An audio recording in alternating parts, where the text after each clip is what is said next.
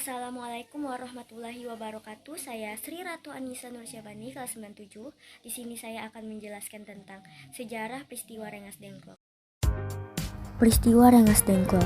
Peristiwa Rengas Dengklok diawali dengan kekalahan Jepang dalam Perang Pasifik yang semakin jelas dengan dijatuhkannya bom atom oleh sekutu di kota Hiroshima pada tanggal 6 Agustus 1945 dan Nagasaki pada tanggal 9 Agustus 1945.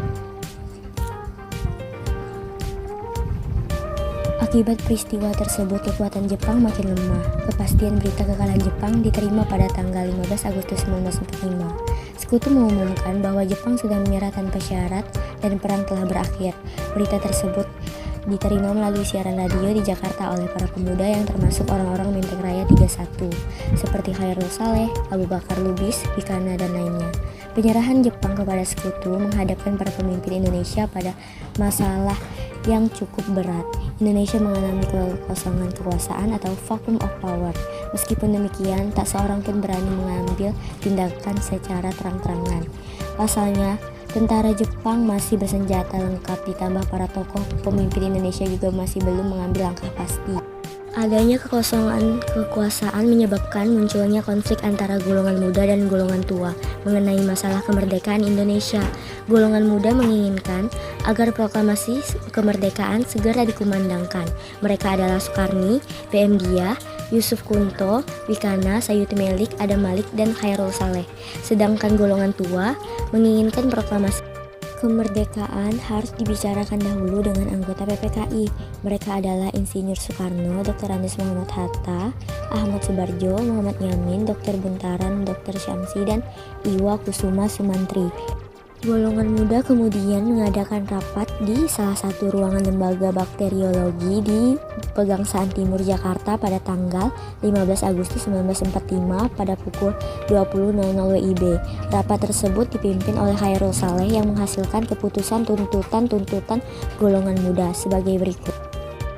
A. Menegaskan bahwa kemerdekaan Indonesia adalah hak dan urusan rakyat Indonesia sendiri, tidak dapat digantungkan kepada orang dan bangsa lain. B. Segala ikatan dan hubungan dengan janji kemerdekaan dari Jepang harus diputuskan. C. Sebaliknya, diharapkan segera diadakan perundingan dengan Soekarno-Hatta agar mereka segera menyatakan proklamasi kemerdekaan Indonesia. Langkah selanjutnya, malam itu juga sekitar pukul 22.00 WIB, Wikana dan Darwis mewakili kelompok muda mendesak Soekarno agar bersedia melaksanakan proklamasi kemerdekaan Indonesia secepatnya lepas dari Jepang. Ternyata usaha tersebut gagal. Soekarno tetap tidak bersedia memproklamasikan kemerdekaan.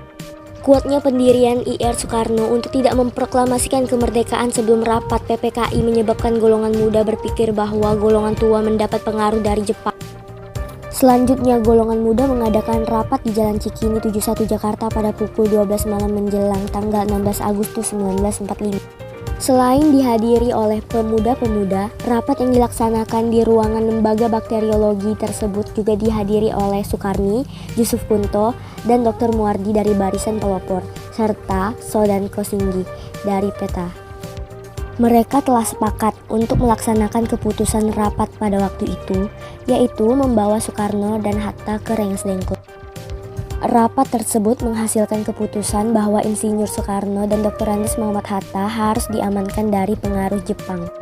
Tujuan para pemuda mengamankan Soekarno-Hatta ke Rengas Dengklok sebagai berikut. A. Agar kedua tokoh tersebut tidak terpengaruh Jepang. B. Mendesak keduanya supaya segera memproklamasikan kemerdekaan Indonesia terlepas dari segala ikatan dengan Jepang. Pada tanggal 16 Agustus 1945 pagi, Soekarno dan Hatta tidak dapat ditemukan di Jakarta. Mereka telah dibawa oleh para pemimpin pemuda, di antaranya Sukarni, Yusuf Kunto, dan Sodan Kosinggi. Pada malam harinya menuju ke Garnison PETA atau Pembela Tanah Air di Rengas Dengklok, dan kemudian pindah ke rumah milik Jiao Kiesion.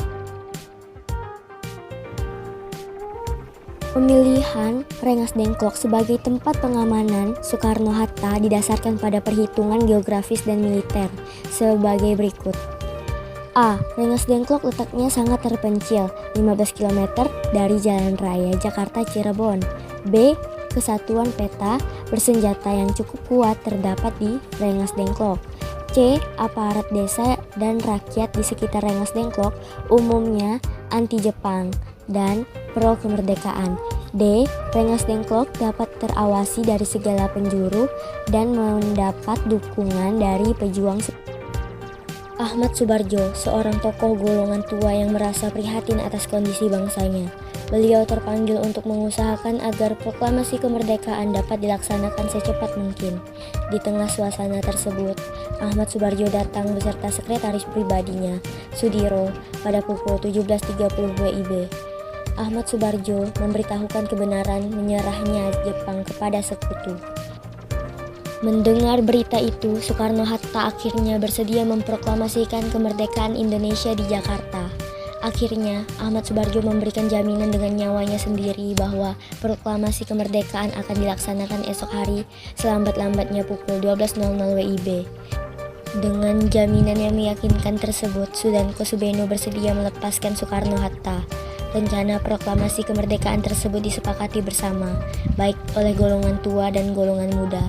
Laksamana Muda Tadashi Maeda menyiapkan rumahnya di Jakarta sebagai tempat untuk merundingkan segala persiapan, termasuk menyusun naskah teks proklamasi. Ia juga memberikan jaminan bahwa keamanan Jakarta akan tetap terjaga.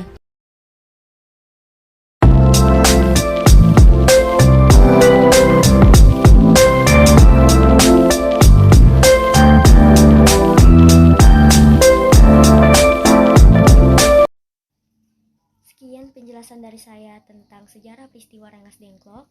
Semoga dapat bermanfaat bagi kita semua. Wassalamualaikum warahmatullahi wabarakatuh.